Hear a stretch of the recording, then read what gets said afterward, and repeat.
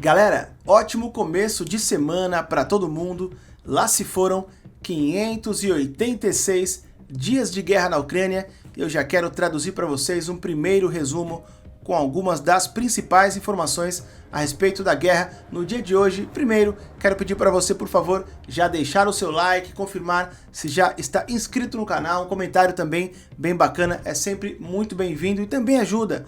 O algoritmo do YouTube manda para mais pessoas e assim mais pessoas ficam sabendo, tá, do que vem realmente acontecendo na Ucrânia.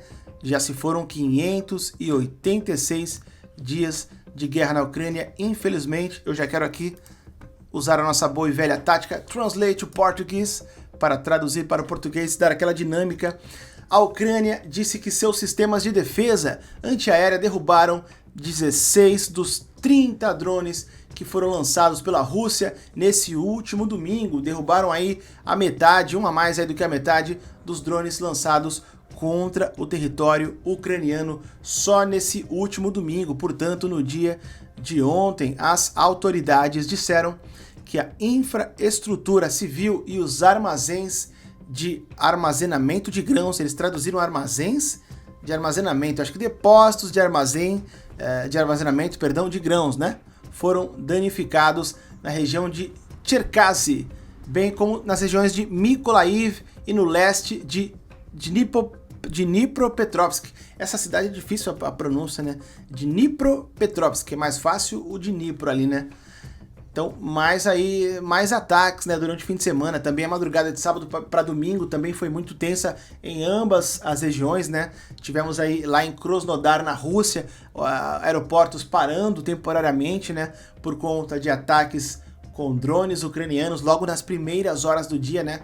Foi muito intenso o fim de semana em ambos os lados, como sempre tem sido, né? E principalmente aí os ataques vêm durante as madrugadas. E agora falando de informações divulgadas do outro lado, divulgadas pela Rússia, o Ministério da Defesa da Rússia disse que as defesas aéreas de suas forças no leste da Ucrânia interceptaram 5 projéteis HIMARS, que são projéteis fabricados pelos Estados Unidos, uma bomba G-Day-AM lançada pelo ar e 37 drones ucranianos.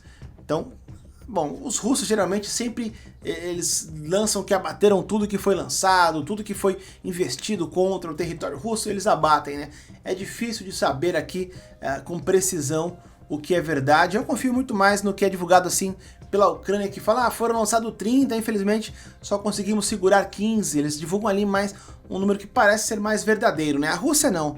A Rússia quase sempre o sistema de defesa antiaéreo deles é perfeito, de 40 só passou 1, e todos os mísseis foram abatidos, enfim, é difícil saber. E aqui eles dão ênfase, Kiev começou a contraofensiva em junho, para retomar as suas terras ucranianas, que foram ocupadas aí desde que o Putin lançou a sua invasão em larga escala, no dia 24 de fevereiro de 2022. Agora, mais informações vindas da Rússia. O Ministério da Defesa da Rússia disse que derrubou 6 drones ucranianos sobre as regiões russas e 2 mísseis ucranianos sobre a Crimeia, que também foi anexada, né, pelos russos, mas em 2014.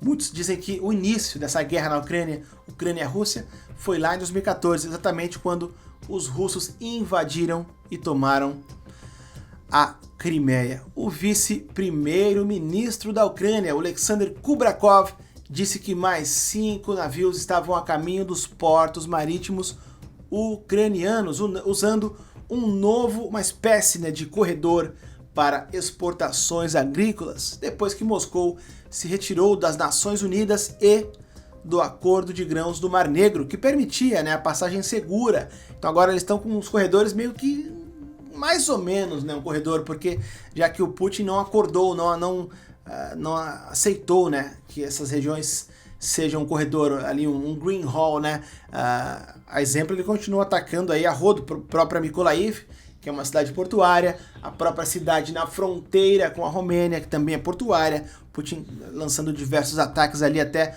aumentando as tensões com o governo da Romênia, mas Putin não tá nem aí, lançando ataques contra Lviv, ali, Lublin, né? Que é fronteira Polônia e Ucrânia. E o Putin lançou esse ataque fronteira Polônia-Ucrânia bem em um momento que aumentou ali um mal entendido, eu não vou chamar de tensão entre Polônia e Ucrânia, por conta da exportação de grãos, né, do preço, enfim, já trouxe aqui pra gente isso, muito embora o governo polonês disse que não vai mudar em nada esse atrito, esse pequeno atrito a respeito da exportação Polônia-Ucrânia, não muda nada esse atrito em relação ao apoio que a Polônia dá e vai continuar dando aos ucranianos. Deu um belo de um tapa na cara do Putin, que ele achou que, né, mas ele lançou o ataque, está na fronteira Ucrânia-Polônia, em meio a essa tensão aí.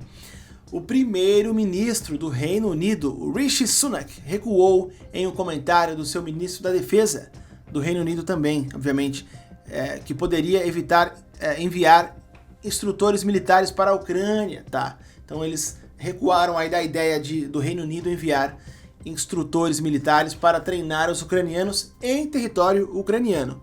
Lembrando que tem ucranianos treinando com os britânicos, mas não em território ucraniano, tá? O Grant Shapps disse ao Telegraph, que é a Telegraph, que é uma mídia britânica, né, e o Sunday, que além de treinar tropas ucranianas no Reino Unido, ele queria enviar instrutores britânicos para treinar também os ucranianos na Ucrânia.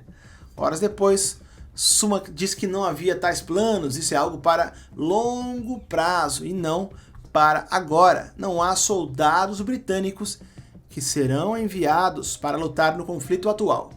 E agora reparem esses pequenos detalhes, pessoal, que são muito importantes. Eu não vou me alongar muito nesse vídeo, esse aqui é um dos vídeos mais curtos, mas reparem que a Polônia, lembram?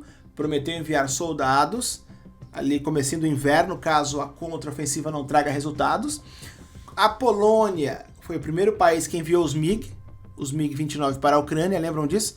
A Polônia, quando enviou os MiGs, cobrou que mais países fizessem, como França, como a Alemanha, que depois também cederam e enviaram também os MiGs da época da União Soviética para a Ucrânia.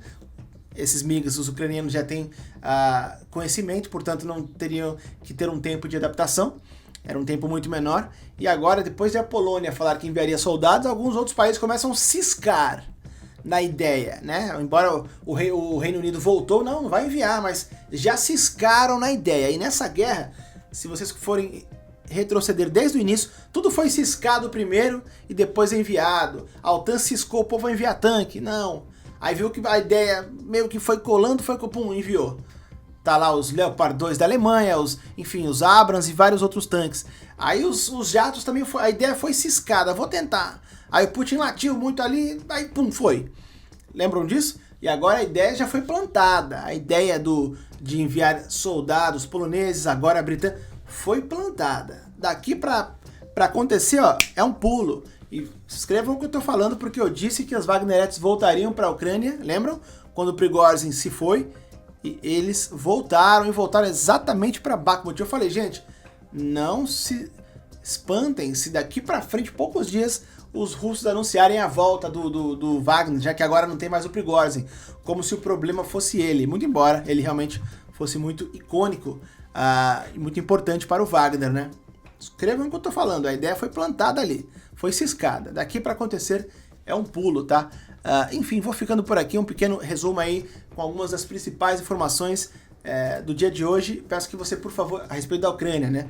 Deixe o seu like e confirme a inscrição no canal. Daqui a pouquinho estou de volta, tá? Com mais informações a respeito da guerra na Ucrânia. Obrigado mais uma vez, tamo junto, valeu!